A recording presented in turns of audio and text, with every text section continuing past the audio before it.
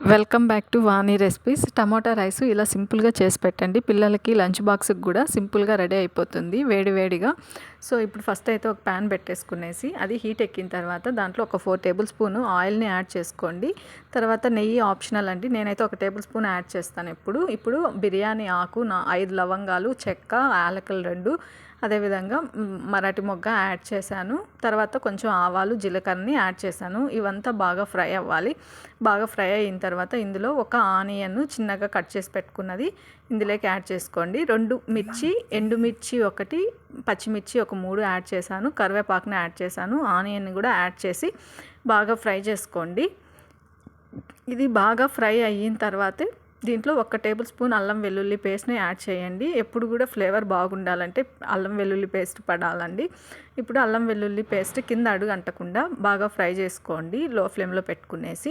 ఇప్పుడు ఒక చిన్న కప్ అంతా టమోటాలని 2-3 తీసి కట్ చేసి పెట్టుకోండి. పెద్దవైతే 2, చిన్నవైతే 3. ఇది బాగా దగ్గరికి మెత్తబడాలండి. ముక్క మెత్తబడితేనే టమోటా రైస్కి బాగుంటుంది. లేదంటే టమోటాలుగానే ఉండిపోతుంది అనమాట. అప్పుడు మనకి రైస్కి అంత ఫ్లేవర్గా రాదు, సరిగ్గా పట్టదు రైస్కి. కాబట్టి అది మీడియం ఫ్లేమ్లో పెట్టుకొని బాగా దగ్గరకు వచ్చేంత వరకు దాన్ని బాగా ఫ్రై చేసుకోండి. టమోటాని మూత పెడితే త్వరగా బాయిల్ అవుతుంది. ఇప్పుడు చూడండి బాగా బాయిల్ అయ్యింది టమోటా.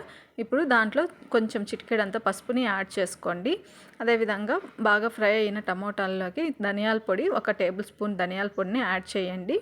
ధనియాల పొడి యాడ్ చేసినాక కారపొడి కూడా మీకు రుచికి తగినంత యాడ్ చేసుకోండి. నేనైతే కొంచెం మిర్చి వేసాను కాబట్టి 3/4 టేబుల్ స్పూను కారపొడిని యాడ్ చేశానండి. యాడ్ చేసినాక అది పచ్చి స్మెల్ పోయేదాకా పౌడర్స్ అన్నీ దాన్ని బాగా ఫ్రై చేసుకోండి. మీడియం ఫ్లేమ్లో పెట్టుకొని ఫ్రై అయిన తర్వాత ఇప్పుడు రైస్ని యాడ్ చేసేసేయండి. రైస్ యాడ్ చేసుకొని అలా మొత్తం మిక్స్ అయ్యేటట్లు దానికి టమోటా అంతా ఫ్లేవర్స్ మిక్స్ అయ్యేటట్లు మిక్స్ చేసేసుకోండి ఒక్కసారి.